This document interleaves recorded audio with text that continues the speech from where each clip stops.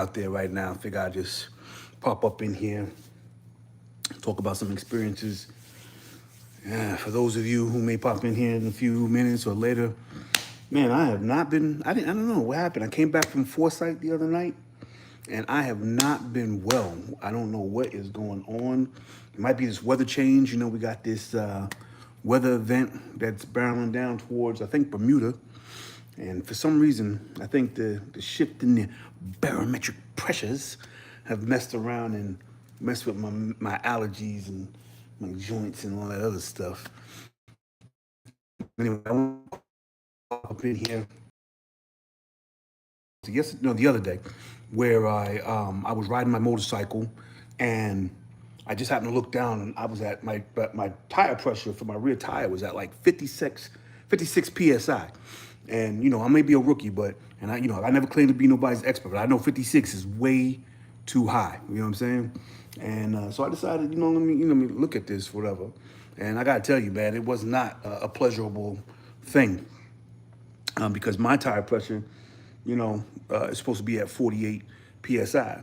So I figured, I need some attention. Anyway, so I paid some attention to that. Just be careful with your tire pressure, rookies. If you're a rookie like me, you know what I'm saying, and you're just trying to get acclimated to riding and riding safe, keep in mind that tire pressure that is underinflated can be overinflated can be just as dangerous as being underinflated. So make sure you check your tire pressure and keep it even. I've tried to reach out to this young man by the name of Sarge. He's a YouTube content creator. I guess he's also a facilitator of I-10 to the End. Any of you people out there decided to do I-10 to the End, and get the patch and the cred and all that, reach out to me and let me know how I get started. Because I've been online and I haven't really been able to find out where I can really get started doing that. I want to get all that paperwork done, or hopefully, or if I need to do paperwork before I get back or before I leave, I want to do that paperwork. And then I got to sign up. Well, actually, I'm told that I just need to, for the Iron Butt Challenge.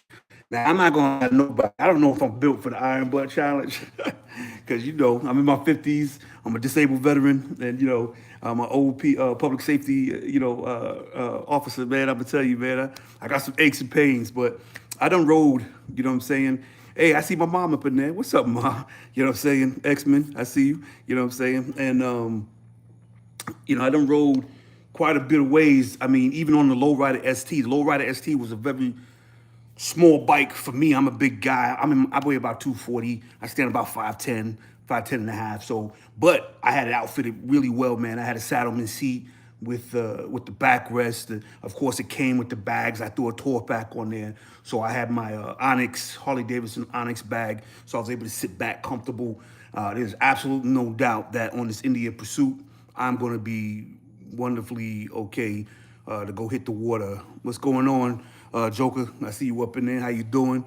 If you didn't know, I don't know if any of you know, I'm a partner with YouTube now. I just found that out. So, if you want to support the channel, support these rides, support what we're doing out here, elevating safety and keeping everybody safe, having fun while we're doing it, you know what I'm saying, meeting up and fellowshipping and doing what we do in this ride, please subscribe. Go ahead, hit us up in the supers and support the job that my son and I have been doing. I really appreciate that. If you decide to join, looks like I froze a bit, but yeah. So if you're looking at joining up, I would really appreciate it.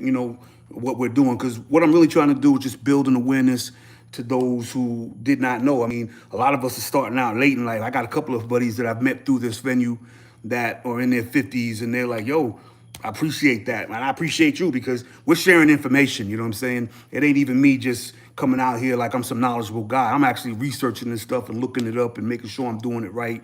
I tell you, one of the things I will tell you, and I spoke about this before, this hobby is expensive. If you're going to be in this hobby, you understand you really got to make sure you plan and budget yourself well, because it will take a toll. I just did an appointment today for my 15,000 mile checkup on Casper, right? I'm at 12.4 something. So I'm going to do my 15,000 before I leave. And let me tell you, they talking about that joke was $608. You know what I'm saying? It is what it is, right? You know, but if you enjoy the hobby, you're gonna make it happen. You know what I'm saying? So, you know, like I said before, I got to learn how to do some of this maintenance. I need somebody who wants to teach me. So if you on the East Coast and you want to give me a class on how to change the oil in my Indian, holla at your boy, man. I wouldn't mind linking up. You know what I'm saying? What's going on, Tay Tay? I see you up there. You know what I mean? So I really would appreciate some information. Or if there's a place online, of course, I got YouTube University, as my friend Jess Gab would say, use YouTube University. So I'm going to probably do a little more research on this oil change situation because I know that would help with the cost of maintenance if I could just do that simple task. It's not like a car, so I don't know really what to unscrew and what not to screw, so I don't want to tear nothing up. That's why I let the experts be the experts. I'm not a wrench turner, so I'm going to learn how to be, though. After I heard that $608, I said, let me tell you something. I'm finna learn how to do this. So at some point, I'm going to learn how to change my own oil on Casper over there. You know what I'm saying? What's up, official? I hear you down there. I see you down there. You know, but at the end of the day, you know, you got to check those tires. You got to check you got to keep up with your maintenance. This trek that I plan on making to touch the water, it's just something I've had on my head for a minute. I don't know if it's a bucket list. I don't know what it is. I'm gonna do. Hey, Solo, you tried to call me today? What's going on, brother? I tried to hit you up earlier today, man. I just wanted to holler at you. I hit you up later. You know, my man Solo, I am bred out of Atlanta. I appreciate y'all. You know what I'm saying? And so I'm about to, you know, embark on something I've never done before. I tried to do it before, you know, and I made it as far as Phoenix, but you know, at that point, it was a reason, you know, it was necessary for me to stay with my mom. I hadn't seen her in a minute, you know what I'm saying? So I stayed with my mom. And so, you know, I'm gonna rock it out there. And oh, you know why it's probably going to voicemail? It's probably because I'm on live. I'm using my phone. That's why. I appreciate you, Solo. You know what I'm saying? I'll hit you back though. I had it on Do Not Disturb, you know what I mean? So I'm gonna hit you back when I get a chance. But I just, for some reason, I didn't know I was gonna like motorcycle riding. You know what I'm saying? I didn't know that that it was in my heart like this. Like I swear, I got a truck in my driveway, and I'm almost mad that I bought this truck this year, right? I bought a new truck this year. And the only reason why I'm mad, not that I didn't need it, I needed a truck, you know what I'm saying? But I'm mad because I bought this truck and I don't hardly ever drive it. Like, you know what I'm saying? I ride my motorcycle. And, you know, I'm not somebody I'm just engulfed in the culture, I guess. You know what I mean? Like, I'm not in a club. I'm not affiliated. I'm nothing like that, right? I got club friends. You know, I ride with them, and you know, I'm not a support member of anything. I just like being around people who are in the life. I love the culture of motorcycle. I love talking about bikes. I don't care what you ride. I met a guy today that was riding a Honda Shadow 750. And we got in a conversation over that. It was like a 2016, I think he had. We was just talking because you know, I noticed it and it was kind of big, and he had saddlebags on it and everything. I thought it was a nice bike, man. You know, so it's not even really about a brand or a product. I love the culture. I love being in this element. You know, I will tell you this. Like I said earlier, the hobby. You know, I would love to go to all these events that pop up, but you know, I have a life too. I got kids. I got a kid that's at home that's under 21. You know, I got a wife, you know what I'm saying? So me having to really bounce out and, you know, all the time, you know, it does do a little bit of a financial strain. So I can't always go to these events like I want to. But, you know, I try to get there when I can. But I love the culture. Like I want to go to Sturgis. Everybody's like, why you want to go to Sturgis for? Blah, blah, blah. Right? And it's not because, and I'm, you know, GQ, he's a YouTube you know, person, and Traveling Tall, bunch of people who have been to Sturgis, and I tell you what, it's not even a matter that they went. They're all Harley guys. They go down there with Harley. They do their thing. I want to go because I just want to say I did it, man. You know, it's an experience. Let me tell you something. The world, the United States of America, I'm sure in other countries as well, looks so much different from the back of a Harley or an Indian in comparison to being inside a car. The back of a motorcycle, the green is different, the blue is different, the gray is different. Yo, I'm telling you, if you are a rookie rider out there and you can relate, I mean, if you're a seasoned rider rather, and you can relate, you know what I'm talking about. Rookie riders, you know, I would encourage you to ride where you're comfortable. I don't want you to ride, you know what I mean, to you know, California or Texas or anything like that, if you're not comfortable. I want you to ride your ride, you know what I'm saying? But experience the wind, the air. I mean, even when you go out west, like when I crossed over into Texas, I felt the weather change, and it was just a different type of sensation. You know what I'm saying? When I even came up into when I came up from Texas into Arizona, I think the first city I hit was like Denton, maybe. I can't remember. I think it was Denton, Arizona. And I tell you, I could feel the coolness of the desert. You know what I'm saying? It was just a different feeling that you're not normally feeling.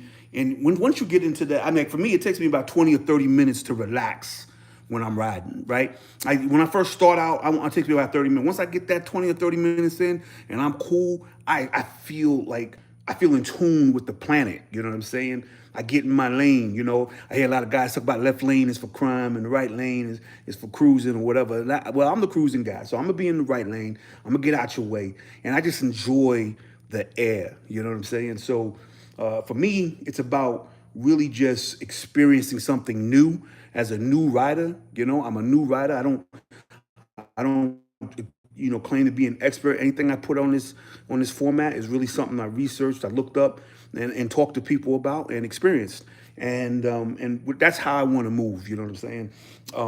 You know, I talk a lot about safety, and that's because there's a lot of people out here who don't do things as safe as I would like them to do it. You know, I mean, let's face it, I've been in public safety for many years, and I've seen many an accident. And I tell you, you know, some stuff, you know, of course, could be avoidable, right? And some stuff it can't, right? Some stuff is just, you know, one of those things you call freak accidents. So, but anyway, it's really about the love of the machines, the love of the people. You know, Daytona taught me a lot, man. I met a couple of older gentlemen. They were Harley riders, and I think one of them had an Indian too. And they were just so cool, just so relaxed. And you know, I've had so many different type of experience. I caught a flat going up to Greenville, South Carolina, last year, as a matter of fact, during the summer, during June or July, and this lady, you know, she was a white lady with her boyfriend, and it just stops, and she's like, "Hey, do you need some assistance?" And I was like, you know, I appreciate that. Because she didn't have to stop. You know, you just see some black guy on the side of the road. She don't know me. I'm in South Carolina, right?